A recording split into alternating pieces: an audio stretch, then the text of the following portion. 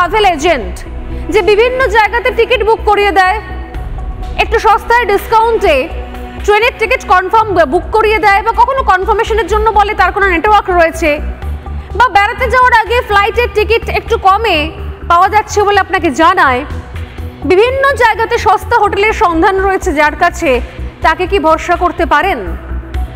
কলকাতাকে ব্যবহার করে আসলে সন্ত্রাসে মদতের চেষ্টা চলছে। এই কলকাতা থেকে টাকা পাঠানো হচ্ছে এবং একাধিক তথ্য পেয়েছে এনআইএ, এবং এই টাকাটা যাচ্ছে হাওয়ালার মাধ্যমে। কোথায় যাচ্ছে? পাক গুপ্তচরদের কাছে। এবং এই বিভিন্ন লেনদেনে ট্রাভেল অপারেটরদের অ্যাকাউন্টও ব্যবহার করা হচ্ছে। একই অ্যাকাউন্টের মাধ্যমে টাকা আসছে পাকিস্তান থেকে, অন্যান্য দেশ থেকে, আমরা জানিও না।